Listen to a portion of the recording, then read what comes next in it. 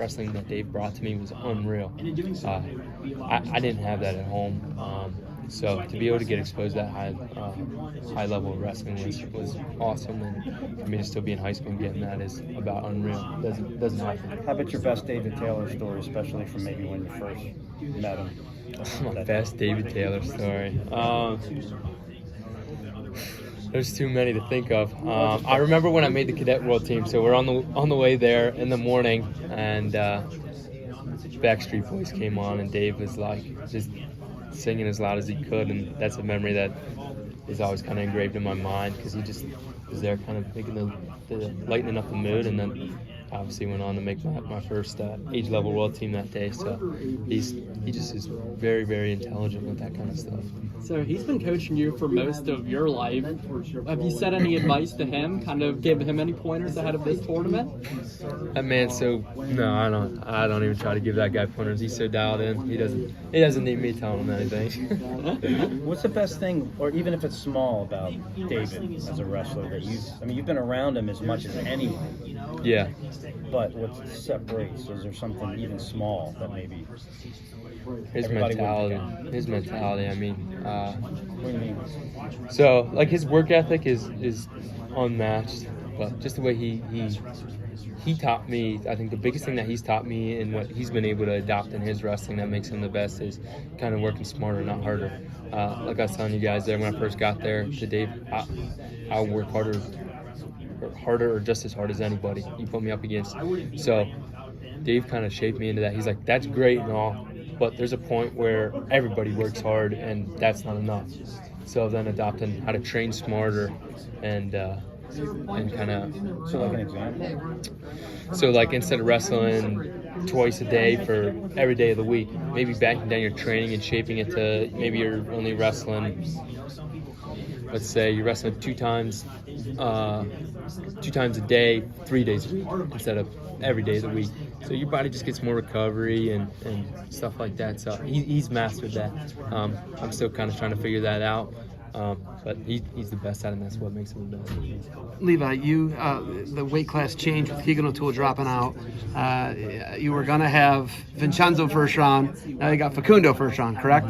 I haven't seen I don't think the brackets come back out yet. I think that's what everybody's speculating. So I'm not really sure. But you don't have to come here, right? You have matches. These are people who are all sitting. Why come do the press conference when you got to wrestle right away? You're right into competition, and they get to sit. Why do the press conference? Why was it important to you? And no, I thought it was just a great opportunity for me to kind of put myself out there and meet some new people. Earlier in the week, I was kind of skeptical about it. I'm not super big into like talking a whole bunch, especially about myself. It's just not who I am. But it was a very unique opportunity, especially with David. I don't know how many other opportunities I'm going to get to do press conferences with David. He means the world to me. So just that opportunity to kind of do this with David, I thought was pretty unique, and just never know who you're going to meet during these things. Coach Kale does a really good job of keeping you guys, not saturated with media, social media. You guys do a really good job of kind of doing what you guys do, and that's wrestle and win, right? You just alluded to it, right? You don't do much talking about yourself. You don't do much media, right? But coming here was important, and you're putting yourself out here a little bit, and yeah. Coach does such a good job. What does he say to you guys about this, Coach Kale? Yeah, Coach Kale tells us to do our individual thing. So, I mean, you see some guys on our team, like Carter, he kind of likes to, he likes to use the social media, and I'm just not, I don't use a ton of social media to begin with. So, some personalities, just, I think mine's kind of, I'm not one to talk about myself a whole lot. Yeah, I think it's kind of tailored to the individual. I think it's pretty unique that we get to come here and our coaches kind of let us make that decision based on what we want to do. I think Coach Kale definitely would, if he could, he would encourage us not to use the social media because it can kind of make a lot of unneeded pressure and things. But a lot of guys don't think of it like that now. Obviously, guys are trying to build their brand and things. So I'm not one to build my brand with hyping stuff up to make something it's really not. So that's why I'm not super big into the social media stuff. So yeah, I think it's just kind of tailored towards the individual. Coming to this though, I knew the opportunity that I had was pretty unique. Not too many people get this opportunity. You know, I still have 2 more years of college, and they wanted me to do the press conference at the Olympic trials. I was like, yeah, I'll do it. So you got freakish strength is how I like to describe it. You got a leg, you're always going to finish with it. It reminds me a lot of Zane. Zane's is more like get on top of you and mangle you. Yours is like this crazy freakish strength. I've seen him crush an apple. And you guys, they say it's farm boy strength, PA farm boy strength. Can you crush an apple, and do you think your strength is similar like Zane's? I don't know if anybody's as strong as Zane Rutherford. That dude's on a different level. I'm not sure if I can crush an apple either. I haven't tried, but I imagine I probably could. I mean, it's just a fruit.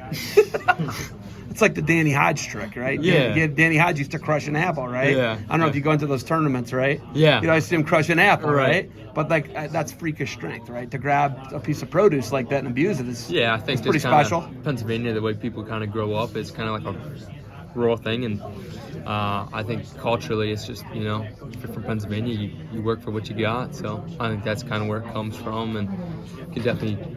I think we were raised similarly, so I think that's kind of where it comes from too. Genetics also play a pretty big effect. My dad's a pretty big dude. Levi, when you go out there and you step out on the mat, and you know, maybe you kind of answer this or maybe not, but you face some of your close friends that you know very, very well. How do you turn on or off that switch to get in the zone and be like, all right, this is not, I got to go out there and get a match. This is not my friend at the moment.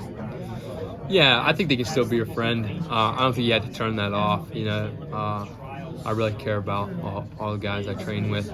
So, but I kind of was talking about this a little bit earlier. Is we're all training to achieve the same goal. You know, if you ask those guys what their goal is, being an Olympic gold medalist. So, you know, there's only 6 weight classes in the Olympics. So, unfortunately, we're probably gonna have to wrestle each other for those spots, and it's just the way it is, especially with these older guys sticking around longer.